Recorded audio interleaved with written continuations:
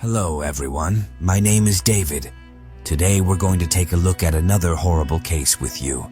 The story begins on May 1st, 2013 in Delhi. This day was particularly special for Preeti Rathi, who lived in Narela, Delhi. It was her first time venturing outside Delhi, and despite a bit of nervousness due to leaving home for the first time, there was also joy. Preeti, a 23-year-old nursing graduate from Delhi, had accomplished something that filled her entire family with pride. After completing her studies, she aspired to become a nurse at the military hospital. During her preparations, a nursing vacancy opened in the Indian Navy. Preeti applied, took the exam, and successfully became a nursing officer in the Navy.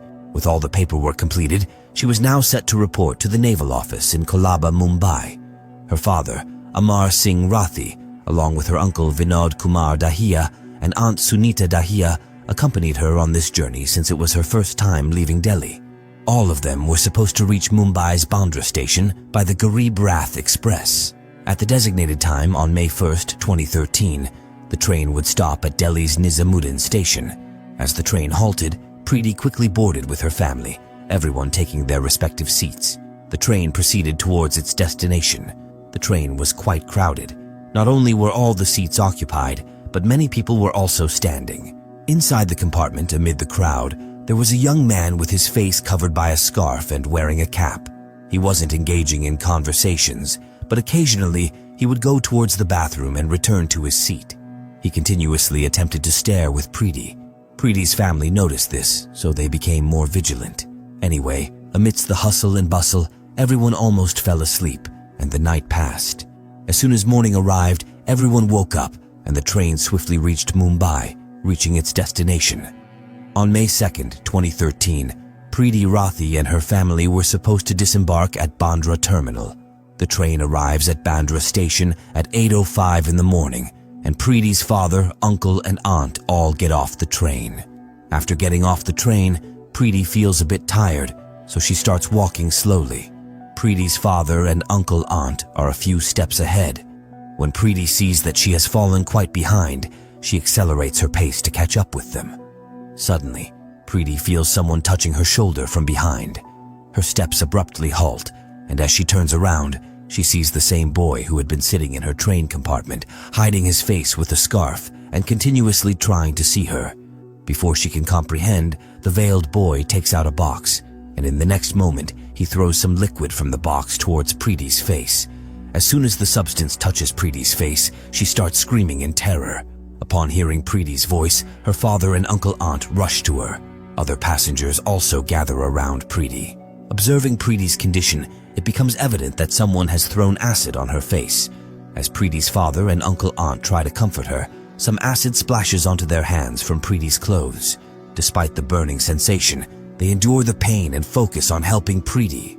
Preeti's father and uncle immediately lift her, heading to the station master's office, as her injuries were severe. Railway officials quickly prepare to transfer Preeti to another hospital.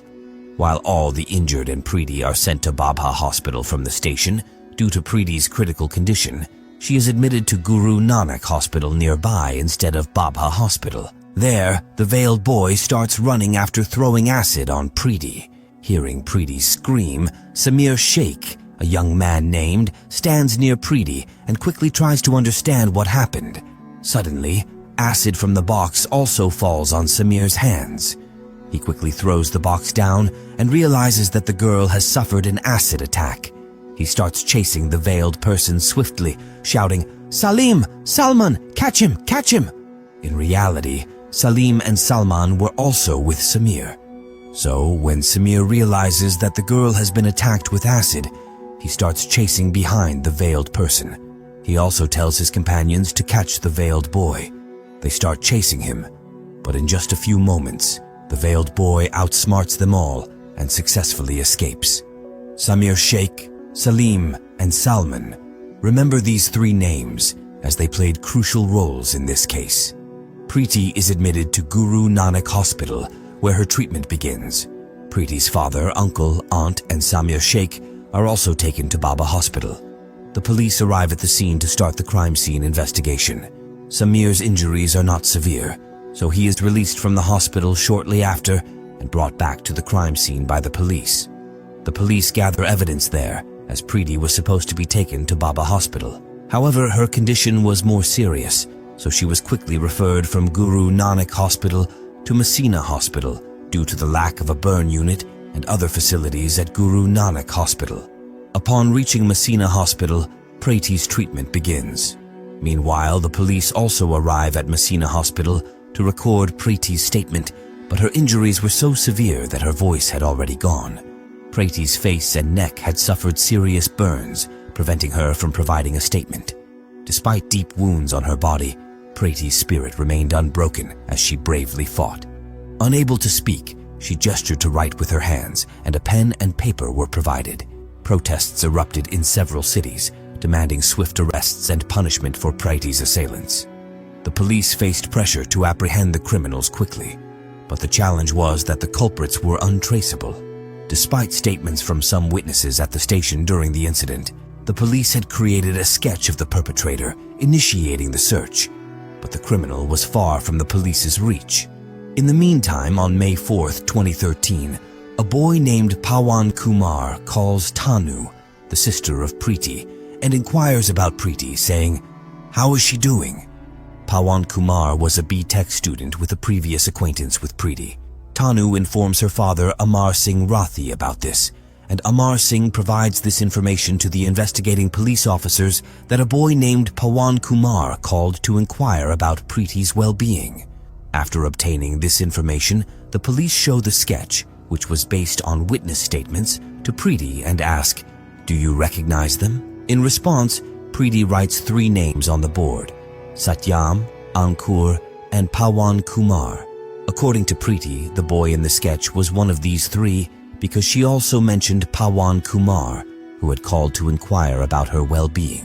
Therefore, the police suspect that Pawan Kumar may have thrown acid on Preeti and is trying to find out if she is alive or deceased.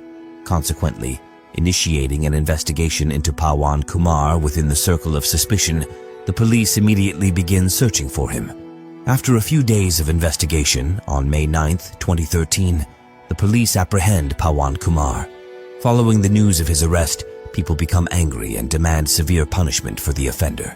Prayers for Preeti's quick recovery were also widespread, but her condition was deteriorating day by day despite several surgeries at Messina Hospital. Instead of improving, Preeti's internal organs were gradually failing.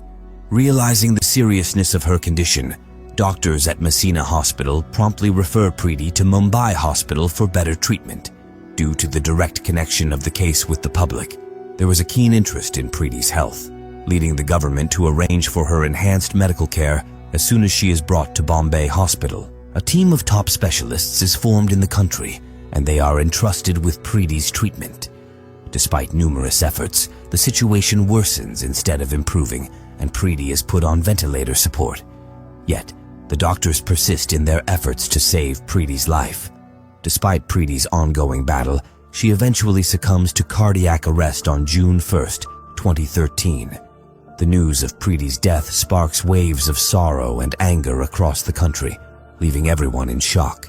Postmortem is conducted after Preeti's death, and her body is brought to Delhi for the final rites. However, Preeti's family insists on a CBI investigation before proceeding with the last rites. A protest rally is organized with Preeti's body. Finally, after assurance of a CBI inquiry from the government, Preeti's last rites are performed with full state honors.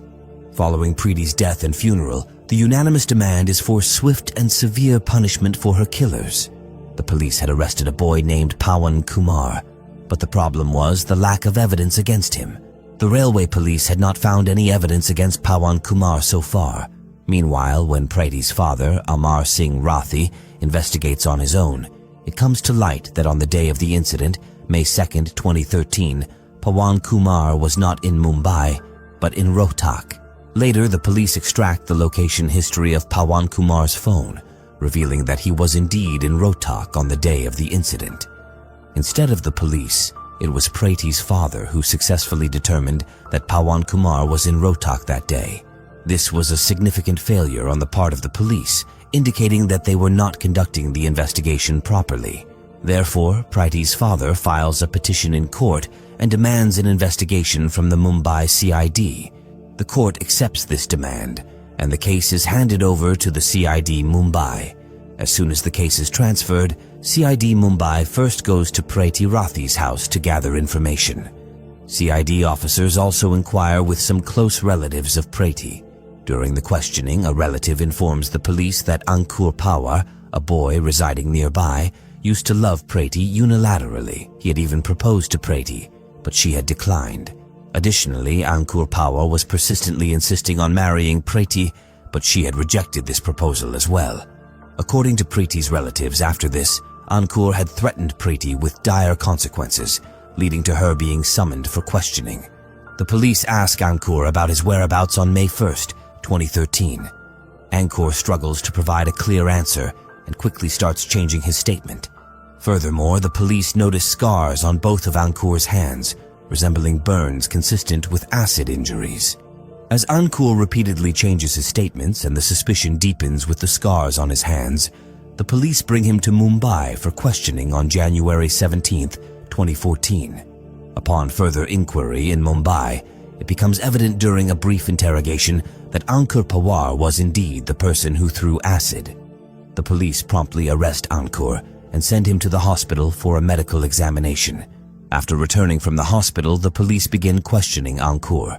During the interrogation, Ankur reveals that he actually liked Preeti and wanted to marry her. However, Preeti had rejected him, leading to his frustration. Meanwhile, Preeti had secured a job in the Indian Navy, while Ankur was unemployed, causing teasing from his family. This ignited Ankur's jealousy towards Preeti. Subsequently, Ankur had decided to teach Preeti a lesson. Preeti has obtained a job in the Navy. This information was already known to people around, and it was also known that Preeti would be going to Mumbai on May 1st. Ankur was aware of this too, which is why he was traveling on the train.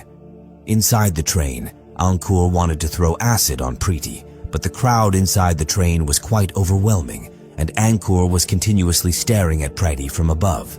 Due to this, his parents became more alert. When Ankur got off the train, he threw acid on Preeti. Ankur confessed to his crime, but collecting evidence in front of the police was a challenge, so the police started gathering evidence against Ankur Pawar. First, an attempt is made to find out who gave acid to Ankur. During the investigation, it is revealed that Ankur had purchased the acid from a shopkeeper named Mukesh Bhargav, claiming to have opened a store named Ankur Batteries. He needed the acid. Ankur had told the shopkeeper that he would buy a significant amount of acid, but before buying more, he wanted to see a sample. The shopkeeper had given him approximately 2 liters of acid in a Horlicks container as a sample. To gather evidence and strengthen the case, Ankur's phone details are obtained, revealing that he was at Nizamuddin station on May 1st and then at Mumbai's Bandra terminal on the morning of May 2nd, the day of the incident. Now, to confirm Ankur's identity, the police conduct an identification parade in front of the eyewitnesses. During the identification parade, several people are lined up together, including Ankur. Subsequently, those who had testified to seeing the acid thrower are also called. Among these witnesses, Samir Sheikh, Salim Sheikh, and Salman Sheikh immediately recognize Ankur and inform the police that he is the same guy who was running after throwing acid. In fact, when Ankur turned back after throwing acid, the scarf on his face fell off because Samir Sheikh had attempted to catch the acid thrower first, and during the escape, Ankur had turned back once. Therefore, Samir Sheikh had also seen his face. Additionally, Salim and Salman had also seen Ankur's face. Hence, during the parade, both of them also identified him. Samir also confirms during the parade that the box the police had recovered from the crime scene, he had seen the same box in Ankur's hand. Besides these 3, another person named Pawan Malviya also identifies Ankur. Furthermore, another individual during the parade attests to Ankur's presence on the train that night, as around 4 a.m. he had seen Ankur standing near the toilet. After gathering all the key evidence in this case, Ankur Pawar is designated as the main accused and a charge sheet is filed. The trial commences at the Special City Civil and Sessions Court in Greater Mumbai. It's noteworthy that when Ankur is brought to court for the trial, he often appears smiling. On several occasions, he displayed a triumphant sign while smiling. During the trial, 37 witnesses are presented by the police. Samir Salim and Salman Sheikh also identify Ankur in court. After reviewing all evidence and testimonies, the special court ultimately finds Ankur Pawar guilty under IPC sections 302 and 326B, sentencing him to death and imposing a fine of 5,000. This marked the first time in Indian history that a convicted acid attacker received a death penalty. Special Public Prosecutor A.M. Chimalkar, handling the prosecution, described Ankur's brutality as the worst cruelty against any woman to date. The judge presiding over the case commented during the verdict that due to this acid attack, Preeti's face was so horrifically burned and frightening that had she seen herself that day, she might have succumbed to despair. This remark serves as a significant portrayal of Ankur's heinous actions. Ankur Pawar was such a vile and heartless person that you can gauge it from the fact that when the judge pronounced the death sentence, there was not a trace of fear on his face. He showed no remorse for whatever he did with Preeti. He shamelessly smiled in court, his cruel laughter mocking the wounds of Preeti's family. Although Ankur received the death penalty from the Mumbai Sessions Court, he appealed against the decision in the Mumbai High Court. Justices V.P. Dharmadikari and P.D. Naik were presiding over the case in the High Court. After a lengthy hearing in June 2019, the Bombay High Court changed the Sessions Court's death sentence to life imprisonment. The pain Preeti endured and the anguish her parents suffered, perhaps imprisonment could never match the depth of their sorrow, let alone the death penalty. Share your thoughts about this video in the comments section. Don't forget to like and share the video. If you haven't subscribed to this channel yet, make sure to subscribe before leaving so that we can continue bringing such videos for you. Thank you.